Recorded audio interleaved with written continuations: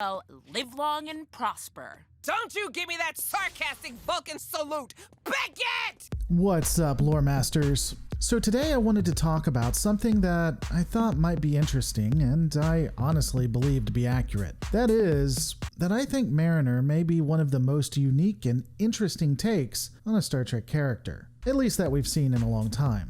With Mariner, I do think that they took a risk, as well as decided to give her multiple layers. Unfortunately, in the day and age that we live in, that works against her. Many people will just look at the surface level and assume that she's a Mary Sue, even though the definition of what a Mary Sue is, in and of itself, is hard to distinguish. However, that's simply not true. Yes, I'm very complicated, thank you. Mariner is as much a Mary Sue as Picard, Riker, Sisko, Janeway, or any other character that's within Starfleet. Before we continue, it's pretty important that we set a baseline understanding for the level of human that we deal with when we watch this show. Remember, kids in Starfleet, kids at a very young age, are doing calculus. Humans in Trek are hyper intelligent. While you'll always find exceptions to the rules or inconsistencies, the overall writing insists that humans are basically so intelligent that things that would take us days to figure out, they can do in hours, if not minutes.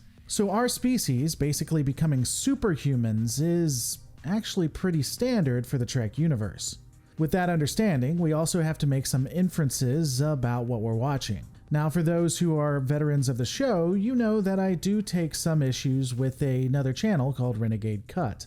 But the one thing I think both of us would agree on is that in some way or somehow, starting from the next generation and moving on, one of the main forms of currency, if such a thing exists, is that of status. Instead of money, everyone attempts to be the best that they can be, and through their effort and their commitment to society, they gained rank and thus prestige. In fact, there's evidence here. We can take a look at figures like Picard or even Kirk at later 23rd century, who will blatantly break protocol or the Prime Directive and be fine. Indeed, in the show Star Trek Picard, the Admiral at that time attempted to use his prestige and effort to force the Council to do his will. He didn't realize how little his status was worth at that point. Arguably, Sisko was able to use a quantum torpedo against an entire planet and receive no repercussions because of all the societal importance that he had garnered due to his acts of heroism. I guess the question becomes, how does all this tie back in? It's important that we go over these things because that will impact how we look at Mariner. Mariner is consistent with what we've seen in the past. She is an exceptionally intelligent woman, though she's not any more intelligent than her peers. Boimler, Rutherford, and Tendi seem to be able to equal her in that regard without issue.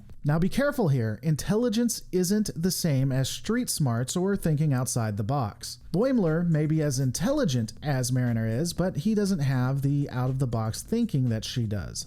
I've never once seen you study, but then you just breeze in here, knowing cool plant tricks and which aliens are which? How? Dude, I told you I've been places, I just pick stuff up along the way. That gives her an edge when we're not dealing with Starfleet, but that doesn't make her more intelligent. In fact, looking at that aspect, she has had the opportunity of being a part of the senior staff and has had first contact missions. She knows what she is doing and is aware of how things work. Deep down, she realizes that there is more to life than the Starfleet bubble suggests.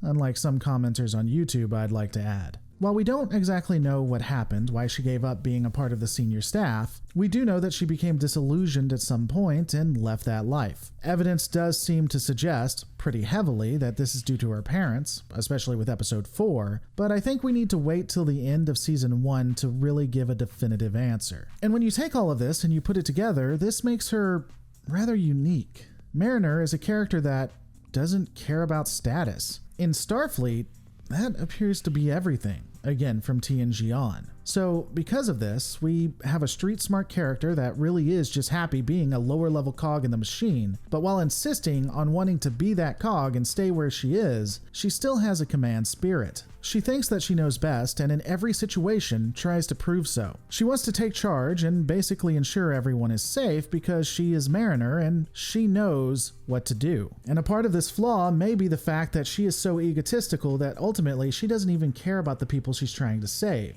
She just thinks that she's right. She's, of course, wrong in many instances. In fact, her major flaw is that she isn't as smart as she thinks she is and can't do everything everyone else can. In my opinion, this is chiefly what makes her a much better written character than Michael Burnham. Burnham can effectively do anything, outmatch other officers that trained their whole lives in their departments, but Mariner? She can't do that. She is limited and has often been one-upped by the XO, Rutherford, other senior staff, and yes, even Boimler. Now, we have seen characters like this in both Nog and Barclay, and while I think Nog is probably a bit more unique than she is, Barclay ultimately moved past his issues and became a stellar officer. That may happen to Mariner, but as of the upload of this video, it doesn't seem likely.